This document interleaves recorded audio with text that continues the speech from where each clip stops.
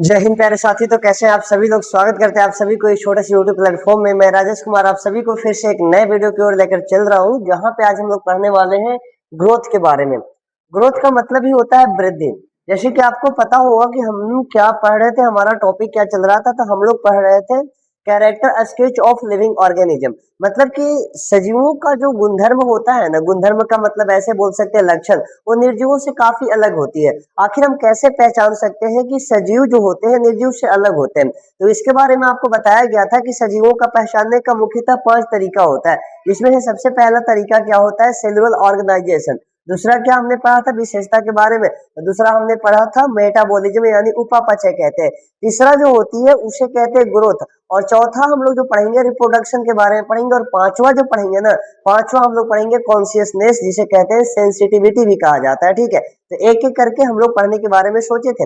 अब बात आती है कि हम लोग सबसे पहला विशेषता सेलुलर ऑर्गेनाइजेशन को खत्म कर दिए हैं। दूसरा विशेषता मेटाबॉलिज्म को भी खत्म कर दी बहुत अच्छी तरीके से। और आज के लेक्चर में हम लोग खत्म करने वाले ग्रोथ के बारे में। तो ग्रोथ एक प्रकार का जीवों के अंदर पाई जाने वाली विशेषता होती है, जो जीवों में तो पाई जाती है, साथ में आपको आगे चल करके पता चलेगा कि साथ में ये निर्जीवों के अंदर भी पाई जाती है। मतलब हम कह सकते हैं कि ये ग्रोथ जो होती है ना, सजीवों और निर्जीवों दोनों में पाई जाती है। इसी कारण ग्रोथ जो होती है सजीवों को फुलफिल का मतलब पूरा पूरा से सेटिस्फाइड नहीं करती है। यदि कोई विशेषता केवल सजीवों में पाई जा रही है तो वह सजीवों को सेटिस्फाइड करेगी, और यदि कोई विशेषता सजीवों के साथ साथ निर्जीवों में पाई जा रही है तो वह केवल सजीवों को सेटिस्फाइड नहीं कर पाती, कहीं ना कहीं वह निर्जीव को भी सेटिस्फाइड कर पाती है। ठीक है, तो इन सभी बातों को आज इसमें हम लोग पढ़ेंगे। चलिए आइए स्टार्ट करते हैं ग्रोथ के बारे में।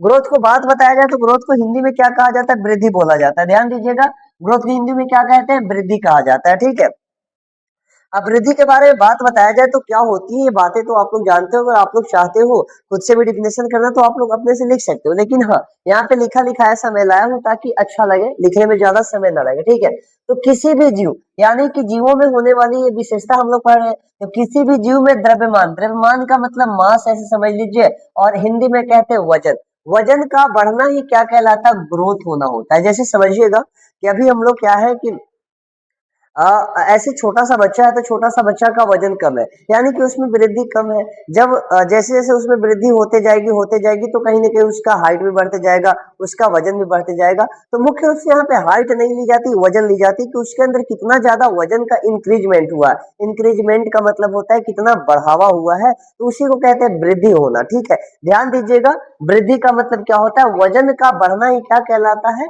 तो वृद्धि कहलाता है। अब वृद्धि बात बताया जाए तो आखिर होता कैसे है, तो आपको पता होगा कि हमारी जो हमारी बॉडी का बात बताया जाए, या तो जितने भी यहाँ पे जीव है सभी जीवों का शरीर जो है कोशिका से मिलकर बना होता है। ठीक है, उसी प्रकार से कैसे विभाजन होता है, सॉरी कैसे वृद्धि होता है, उन बातों को समझने के लिए पहले आपको कोशिका पता होना चाहिए। ठीक है, तो ध्यान दीजिएगा, अगला बात लिखा हुआ है कि यह ग्रोथ जो होती है ना, सेल में ग्रोथ या तो सेल डिवीजन के फलस्वरूप होती है। ये बातें थोड़ा सा समझने का प्रयास कीजिएगा कि जैसे कि आपको पता है कि जितने भी जीव है ना वह कोशिकाओं से मिलकर बने होते हैं। अब कोशिका से मिलकर बने होते हैं तो कोशिका के अंदर बहुत सारी कंपोनेंट्स पाई जाती है, जैसे कोशिका द्रव्य पाई जाती है, केंद्रक पाई जाती है, और बहुत सारे कंपोनेंट पाई जाती है। तो जैसे जैसे कोशिका का वृद्धि हो रहा है, जैसे जैसे कोशिका का आकार बढ़ रहा है, वैसे वैसे कहीं ना कहीं हमारी भी ग्रोथ होगी। साथ में कोशिका का डिवीजन होना, जैसे एक कोशिका से दो कोशिका बन जाना। तो बताइए, जब एक कोशिका से दो कोशिका, दो से चार, चार से आठ, आठ से 16 ऐसे कोशिका का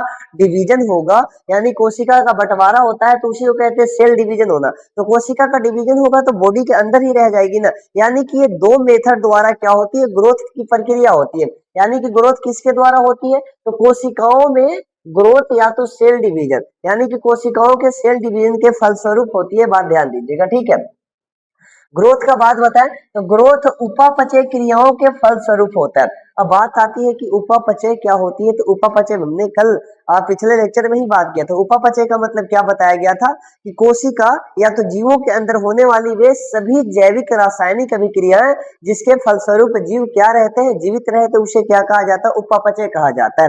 और उपापचय भी कहीं ना कहीं दो तरह के थे। एक थे एनाबोलिज्म, एनाबोलिज्म का मतलब होता है उपचयी अभिक्रिया, वैसा अभिक्रिया जिसमें छोटे छोटे पदार्थ मिलकर के बड़े बड़े पदार्थों का निर्माण करते थे। एग्जाम्पल में आपको फोटोसिंथेसिस बताया गया था, बहुत ही बेस्ट एग्जाम्पल था।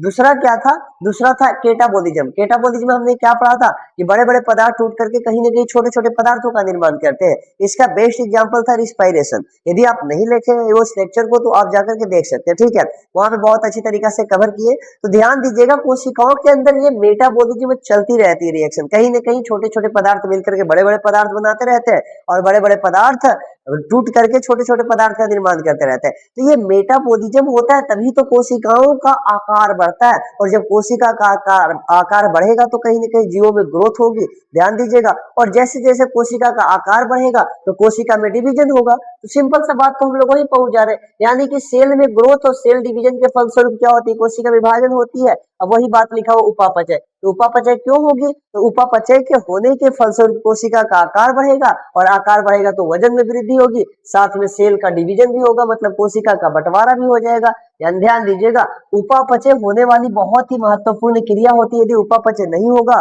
तो कोई भी जीव यहाँ पे जीवित नहीं रह सकता। समझिएगा ध्यान को, इसके बारे में और पीछे हमने बहुत अच्छी तरीका से पढ़ा है, ठीक है। अगली बात है, ग्रोथ सजीवों के साथ साथ निर्जीवों में भी पाई जाती है। इसी कारण से इसे बोला जाता है कि फुलफिल। फुलफिल मतलब कि फुलफिल जो होता है ये सजीवों को नहीं कर पाती है। सजीवों को फुलफिल करने का मतलब कई ऐसे कंडीशन, या तो ऐसे बोल सकते हैं कई ऐसी विशेषता है, जैसे कि 5 विशेषता आपको बताया गया। सबसे पहली विशेषता बताया गया है क्या, सेलुलर ऑर्गेनाइजेशन। दूसरा क्या बताया गया, मेटाबॉलिज्म। तीसरा ग्रोथ, और चौथा रिप्रोडक्शन, और पांचवा कॉन्शियसनेस। इनमें से सेलुलर ऑर्गेनाइजेशन, मेटाबॉलिज्म और कॉन्शियसनेस, और एक है क्या, हाँ, बस 3। ये जो 3 जो होती है केवल और केवल सजीव में पाई जाती है, लेकिन जो 2 होती है ना, कौन कौन, पहला ग्रोथ और दूसरा रिप्रोडक्शन, ये सजीवों के साथ साथ निर्जीवों में भी पाई जाती है। इसी कारण ये केवल सजीवों को फुलफिल नहीं करती है, साथ साथ निर्जीवों को भी फुलफिल करती है। इसी कारण से दोनों में पाई जाती है, जिस कारण से सजीवों को पूरा फुलफिल नहीं कर पाती। ध्यान दीजिएगा, यही बात लिखा हुआ है कि ग्रोथ सजीवों के साथ साथ निर्जीवों में भी होती है। अब आगे चलते हैं, यहाँ तक तो ग्रोथ को सिंपल से समझ लेना। अब आते हैं ग्रोथ का प्रकार पढ़ने के लिए। आखिर टाइप्स ऑफ ग्रोथ, ग्रोथ कितने प्रकार के हो सकते हैं, तो ग्रोथ को हमने यहाँ पे ढूंढ करके बहुत ही मतलब 6 प्रकार को लाया है। 6 प्रकार मतलब कि हमें समझना पड़ेगा 6 प्रकार को। ध्यान दीजिएगा, ग्रोथ को बात बताएं तो ग्रोथ मुख्यतः 6 प्रकार के होते हैं। सबसे पहला ग्रोथ कौन है, तो पॉजिटिव ग्रोथ। पॉजिटिव ग्रोथ का मतलब क्या होता है, तो पॉजिटिव को हिंदी में कहा जाता है धनात्मक वृद्धि। यदि आप हिंदी में लिखना चाहते तो लिख लीजिएगा, पॉजिटिव ग्रोथ का मतलब होता है धनात्मक वृद्धि। धनात्मक वृद्धि क्या होती है, तो इनमें एनाबोलिज्म केटाबोलिज्म के अपेक्षा ज्यादा होती है। अब ये बात क्या है भाई, तो एनाबोलिज्म का मतलब आपको बताया गया था कि एनाबोलिज्म का मतलब होता है उपचयी अभिक्रिया, जिसमें क्या होते हैं कि छोटे छोटे पदार्थ मिलकर के बड़े बड़े पदार्थ का निर्माण करते हैं। और केटाबोलिज्म क्या होते हैं, बड़े बड़े पदार्थ टूट करके छोटे छोटे पदार्थ का निर्माण करते हैं। तो अब बताइए कि जब छोटे छोटे पदार्थ मिल करके बड़े बड़े पदार्थ जितना ज्यादा बनाएंगे उतना ज्यादा कोशिका का आकार बढ़ेगा।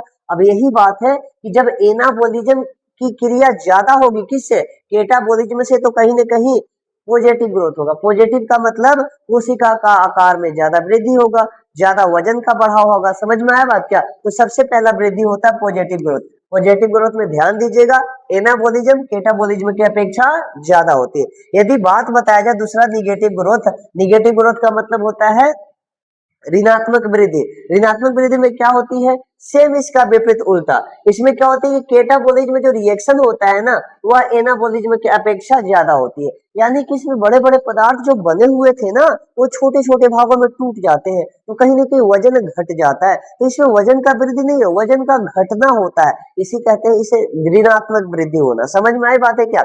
अगला बात चलते हैं एक्सटर्नल वृद्धि। एक्सटर्नल का मतलब होता है बाह्य वृद्धि। एक्सटर्नल का मतलब होता है बाह्य, और इंटरनल का मतलब आंतरिक। तो एक्सटर्नल वृद्धि का मतलब होता है बाह्य वृद्धि। ध्यान दीजिएगा, इसमें ग्रोथ जो होती है बॉडी के बाहर होती है। जैसे बॉडी के बाहर होती है वृद्धि तो उसे कहते हैं एक्सटर्नल वृद्धि। लेकिन ध्यान देना है, इस तरह की ग्रोथ केवल निर्जीव, निर्जीव का मतलब नॉन लिविंग में होता है। जैसे कि देखते होंगे कि कई दिन से पत्थर पड़ा हुआ है बाहर, ठीक है, वो उसे बहुत सालों 2 साल बहुत साल हो गए, तो उसका थोड़ा सा क्या होता है, वजन बढ़ जाता है, क्योंकि बाहर से बहुत सारे धूल के कण हो गए और कुछ हो गए, आकर के उससे टकरा कर उसी में चिपक करके रह जाते हैं। तो बाहर से आकर के चिपक रहा है, बाहर से आकर के रह जा रहे हैं, तो ये कहीं ना कहीं एक्सटर्नल ग्रोथ है, जो कि इंटरनल ग्रोथ नहीं है। यानी कि एक्सटर्नल ग्रोथ जो होती है केवल और केवल निर्जीव में पाई जाती है। और इंटरनल ग्रोथ का बात बताएं तो इंटरनल ग्रोथ का मतलब होता है आंतरिक वृद्धि। आंतरिक वृद्धि का मतलब होता है क्या कि जब शरीर के अंदर वृद्धि होगा तो उसे कहते हैं आंतरिक वृद्धि। और ध्यान दीजिएगा, आंतरिक वृद्धि क्या होती है, तो यह सजीवों के अंदर केवल पाई जाती है,